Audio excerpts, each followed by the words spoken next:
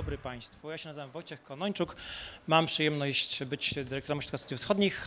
I will now switch into English and I would like to invite all my guests. Ivan Krastev, please. Siergiej Miedwiediew. And Alina Polivanova, please.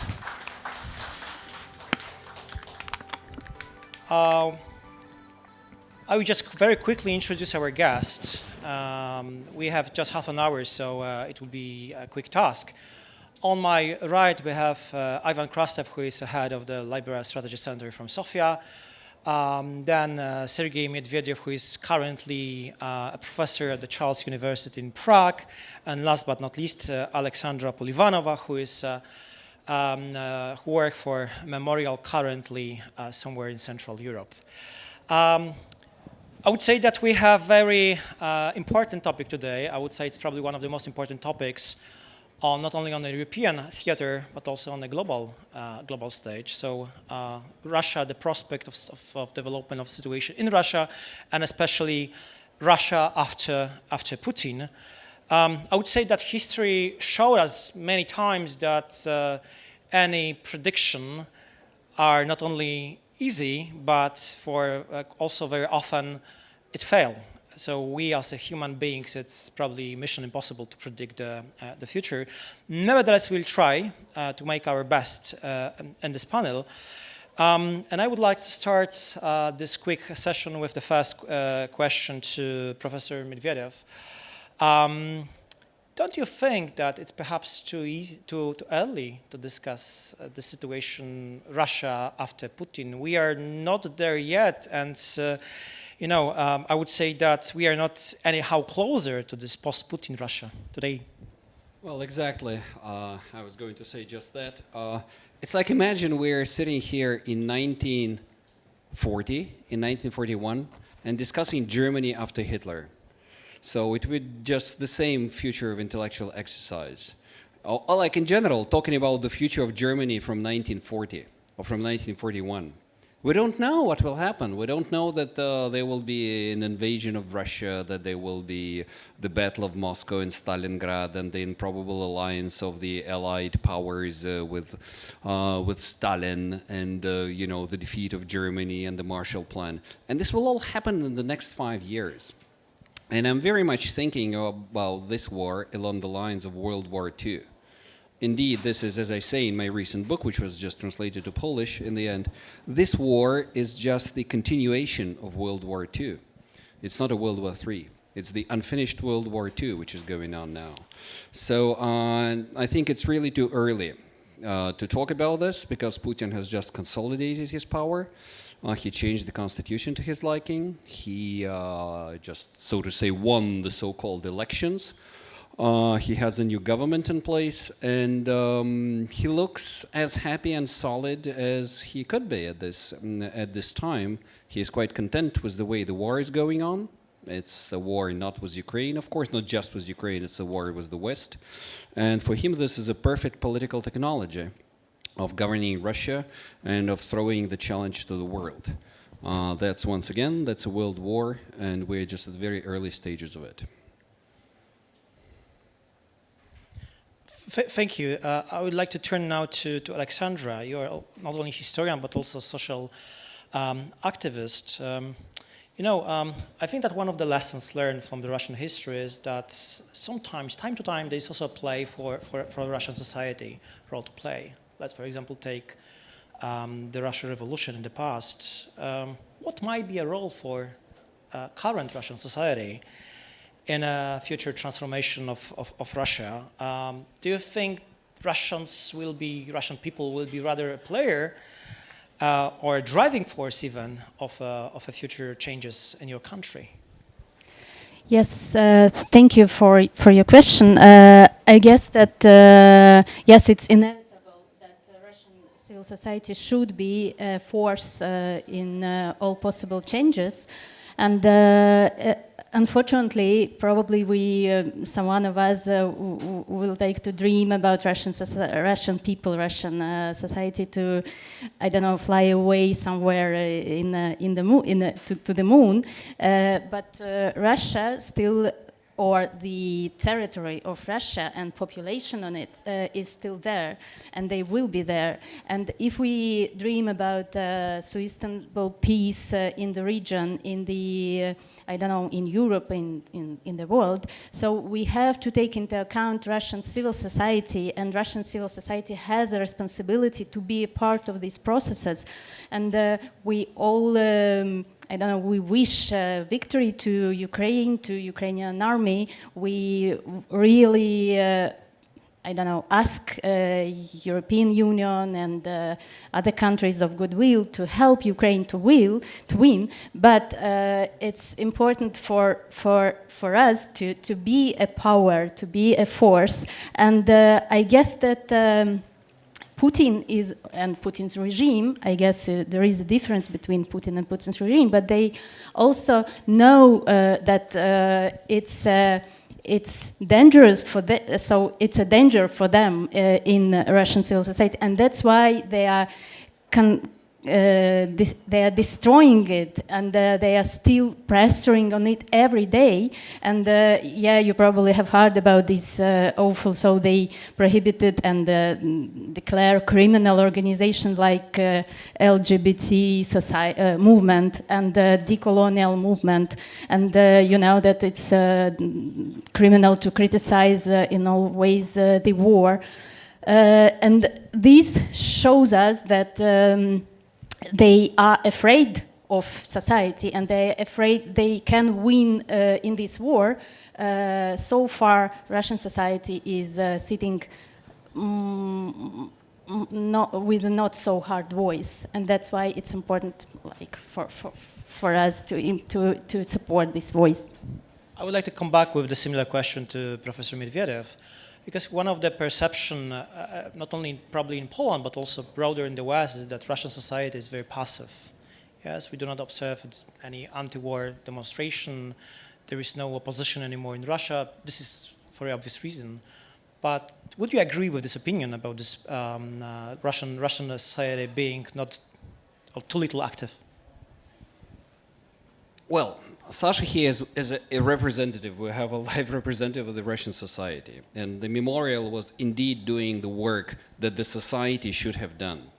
But we also have to be aware that there's a group of people which was very active and had a big voice, and in earlier times had a big, some impact on the government, had direct access to the government. But talking about the society at large, I have problems talking about the Russian society.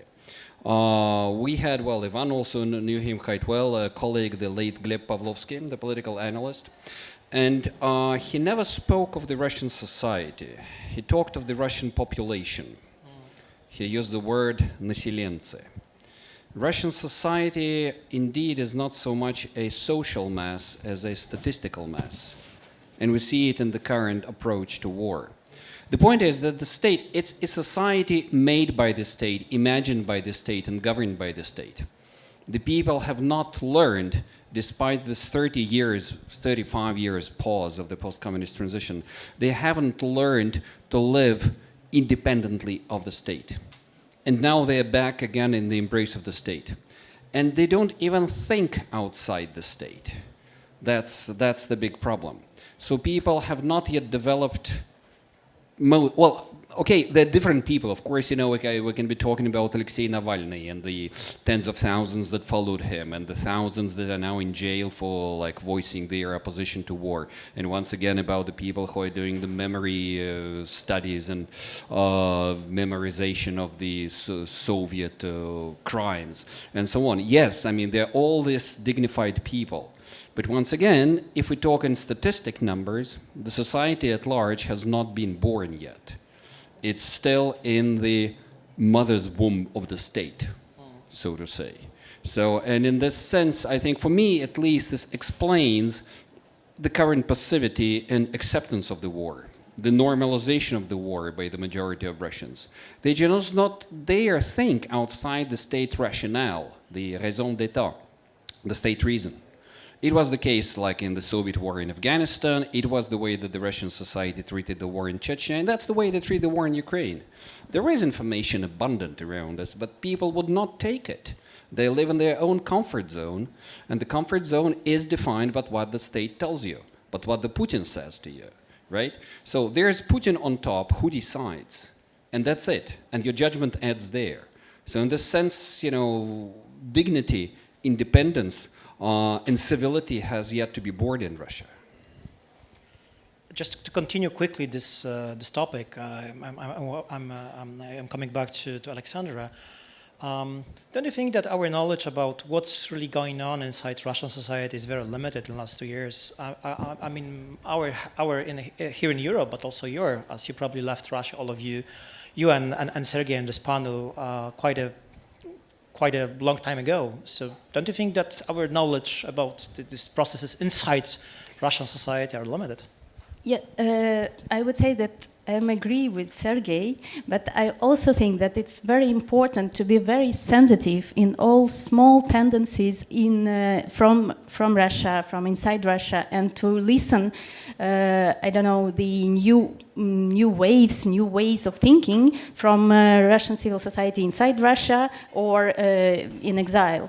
And I would say that we really see the big, I don't know, switch after the February 2022, and I would name it like if perestroika time, it was like an emotional, I don't know, experiencing of totalitarian experience, sorry for that, totalitarian past in the Soviet Union, but it was not an intellectual reflection. But only now the Russian civil society, somehow, some activists from civil society are beginning to analyze the structures of violence, of the state violence in all possible scale of violence. And that's why we have now a lot of decolonial activists from indigenous people of Russia. Their voice is being harder and louder and louder, both in Russia and abroad.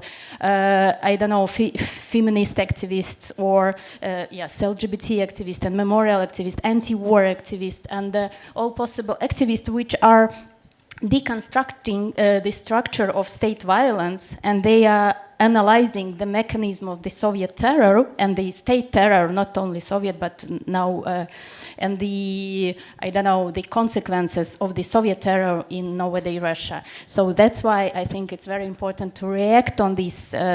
Probably these tendencies are very small now, they are not so fast, so we are most listening about, I don't know, Shoigu or Patrushev or something like that, but it's very interesting and very important, and this is the future, I think.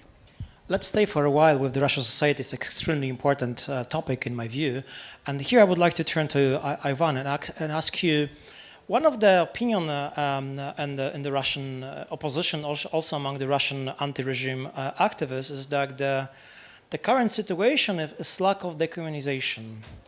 Siergiej Miedwiediew, in your program in Radio Svoboda, you had this great episode just recently exactly about this, that lack of decommunization has provoked what we have today. Also, one of the greatest Russian author, I think Siergiej Miedwiediew also thinks that we are basically, there is no lessons from the past, and we have what we have because of this.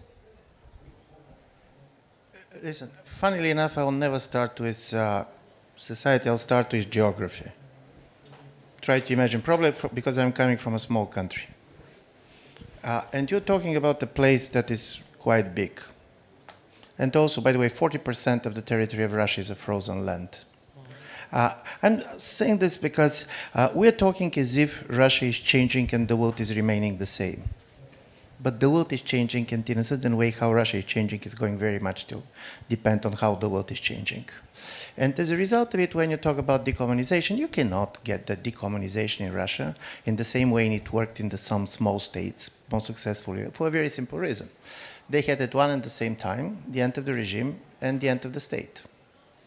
By the way, many of the people who are anti-communist were not happy with the disintegration of the Soviet Union, and talking about Gleb Pavlovsky, with whom I have spent a lot of time talking. So basically he said, listen, and he was in exile and so on, he said, listen, I was always against communism, but Soviet Union was my country. So from this point of view, you have this two totally way of dividing. Secondly, the leaders of the regime change was a member of the Politburo of the Communist Party. So to believe that basically Yeltsin is going to do exactly the same what, for example, Solidarity leaders were doing here, it's historically irrelevant. And also, it might be one of the things that we're slightly underestimating and which became very strong. And by the way, the speech of Putin that in my view is really worth reading is the speech he gave on the February 22nd. Not the day that was started, but basically when they recognized the separatist republics. And it was a very strongly anti-Soviet speech. He was not talking as a red colonel, he was talking like a white general.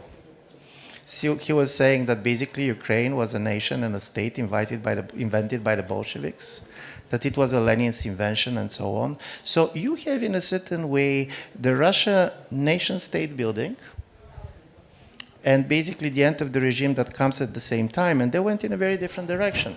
And I very much believe that the nature of the elite and what is happening very much determine how the situation goes. But it was very different process than what you're going to say in many other places. And my last point is, and here I'm very much more interested how the Russian colleagues see it, but when the Soviet Union ended, something very important became obvious. During the Soviet period, Russians have been trading power for identity. So in all of the republics, you have a kind of a nationalisms that have been even institutionalized in a way. You have the local communist parties, the local governments, always the second, number one was Russian, but in order basically for Russian to govern others, it had to be very fluid what it means to be Russian. Everybody who knows Pushkin by heart was allowed to belong. And this kind of a new Russian ethnic nationalism, which we're seeing basically in Ukraine. By the way, this explains the kidnapping of people, of kids. It's our kids. And I do believe this is a new moment, and this is different, and it's not anymore on the level communism, anti-communism simply, because Putin's new identity is much more imperial nationalism. So it's not restoring Soviet Union. This is very much creating not a Russian empire, but a Russian nation state, in which you try basically to get people. And I'm saying this because geography and ethnic composition matters. Moscow is the European city with the highest number of Muslim population. By the way, Russia, after United States, was the second country in the world with the highest number of economic migrants. They have around 10 million people, mostly from the former Soviet Union, working in the countries. The social gap and inequality between the big cities like Moscow and St. Petersburg and the other part of the country was enormous. And even Mr. Prigozhin, you're never going to understand his popularity if you don't keep in mind that around 10 million Russians, his members of their family, that have been serving in prison for the last 30 years. So I do believe we should try, and I very much agree with the colleagues, trying to make sense of Russia after Putin. Just focusing on Putin, we're not going to understand much, but we should try to understand what are going to be the major constraints, be it economically, being socially, and what is the type of society that we're talking about.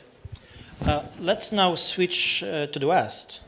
If you take the Western policy and the Western perception of Russia in the last 2 years, obviously we have like a dramatic changes from, I would say, wishful thinking to more realistic approach.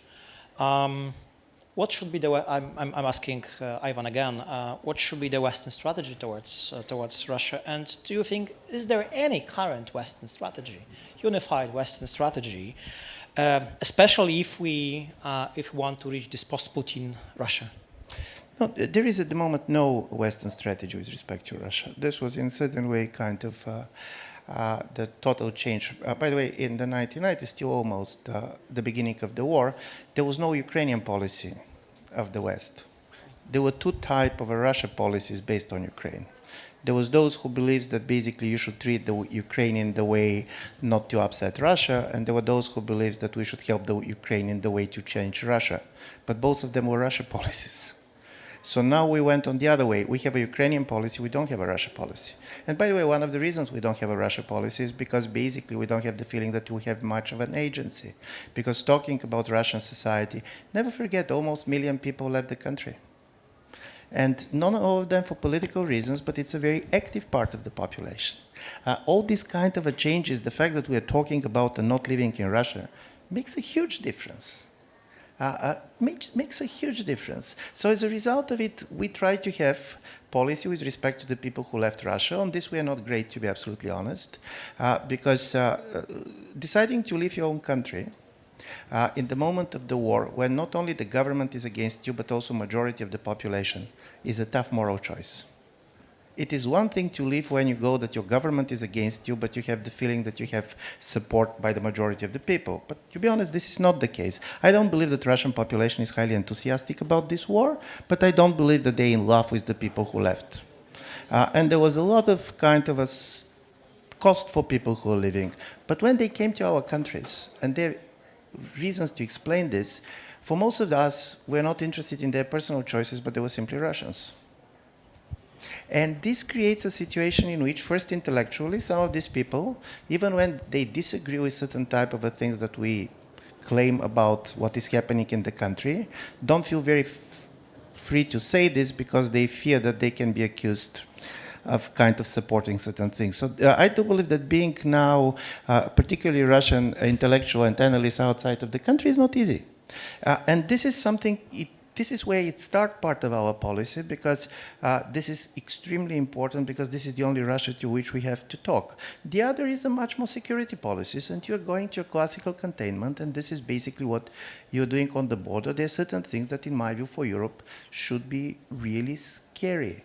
The fact that basically Russia is producing now twice more ammunition than the United States and European Union taken together tells you something. And by the way, President Putin and the colleagues were very open on this. He did not promise Russians victory. He promised them never-ending war. He promised them a war. And he lied again.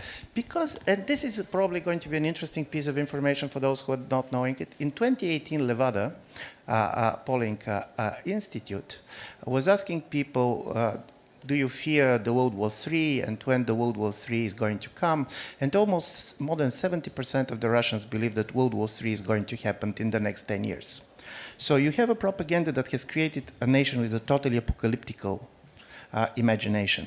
And now Russians, in a way, majority of the Russians feel calmed down. It turned out to be a small war, and not the biggest war for which they have been prepared. So from this point of view, this is really, really not easy to understand what is happening there. And this is not only the problem of propaganda. This is also all these type of historical experiences that go on the surface. You don't need anymore to arrest 100,000 people. It's enough to arrest 1,000 people and to show it 1,000 people on television, because all these people in their family has the history of people being repressed and basically sent to prisons. So what we already know, and this existential moment, which was described not only by the prime ministers from this part of Europe, but also by President Macron and many others, Western Europe, that first, we are far away from post-Putin Russia, and second, that we don't have strategy. So I think that my final question to Alexandra and to you, Siergiej, would be, what should be Western strategy in the next months and years perhaps to come? Alexandra, please. I would say that the first strategy is to have to create the strategy, to create a vision, because it's very important that the pre-war status quo is not relevant anymore. So not from 2021 or 2013. So it's not relevant anymore. So it's important to create something absolutely new, not absolutely, well, some circumstances to realize the transitional justice, the international. So it's also very important the difference between Putin and Putin's regime, and the end of Putin. It's not necessarily the end of Putin's regime, but on how Putin ends. On this depends how the regime ends. And for example, so me personally, I don't want Putin to die. Yeah, probably this would stop the attack on Kharkiv and Kharkiv region today. But I want him to face the trial, to face the International Criminal Court, to face all courts in Ukraine and all courts in Russia. So he and all his team and everyone responsible for these international war crimes, for crimes inside Russia, they have to have a responsibility. And we as a society in Russia, we as a, I don't know, neighbors of Russia, we have to see the experience of justice and punishment of all crimes. So, and this is our, I don't know, I guess, common goal. Good start. Siergiej, what should be in the perfect Western Yes. strategy? Sort of resounding what Ivan had said, the problem with the Western strategy is that there is none. There has been, I think, we're in the third year of war, and we haven't seen a strategy, especially compared to Russia. We thought of Russia as like a non-strategic place, just driven by graft and corruption. But no, I mean, now it turns out that Putin came better prepared for this war, which he had announced like 15 years ago, already at the Munich speech. There was 15 years of preparation for the war, with $1 trillion spent on rearmament, with the Gerasimov doctrine, with the Serdyukov military reform, with all, you know, the red lines out there and all the announcements made to the West. And the West was still relaxed by the peace dividend and came woefully unprepared and is technically unprepared now. And I would say now that, regrettably, the West is not ready to see the end of Putin. The West would rather see the fall of Kiev than the defeat of Putin. Because the fall of Kiev it can handle. Okay, it's yet another Russian colonial war. Russia prevailed in Chechnya, in the end, not quite, but still. So it's like a bigger variant of the Chechen war, which the West can take on board. But it cannot take on board the possible defeat of Putin and the dismissal of Putin, because then what? Then we don't know. Then Russia is nuclear. Then somebody will reach for the nuclear button. Then will be a nuclear Prigozhin and so on. So there's an intellectual impotence, intellectual incapacity. So what needs to be done is that the pro-Ukrainian coalition in the West has to be turned into an anti-Putin coalition. And there has to be a clear message and a clear decision to put an end to the Putin regime in Moscow, whatever it takes. And it's like, let me once again take the metaphor of World War II. We need a Tehran. But you know, in World War II, it also took a long time to arrive at Tehran. The Jews started to be exterminated. All of Europe was occupied. Russia was occupied down to the Volga and the Caucasus. The Wannsee Conference took place. And only then the Allied powers sit together. You know, Pearl Harbor had happened. So, and only then, and already, you know, tens of millions of people have died by the time that they sat together and, you know, sat together with Stalin and decided on putting an end to the German regime. And we're now at the same point. We're somewhere in the early 40s and maybe not even there yet. And, you know, the Western leaders are absolutely not ready to sit down at the table and say, delegitimize Putin, do not recognize the Russian elections, make Putin illegitimate. No, Russian representatives are invited to the celebrations in Normandy. That's you know, that's the funniest I had ever heard, having Russians in Normandy to celebrate the D-Day. So I know this sounds very harsh, but I mean, I end this book, which was just published in Polish. My last chapter is like, it's called The Unfinished World Work of World War II, written repeated. You know, the problem with World War II is that the Western world, the free world, was facing two bloody dictatorships. One of Hitler and one of Stalin. And only one of these two dictatorships was defeated.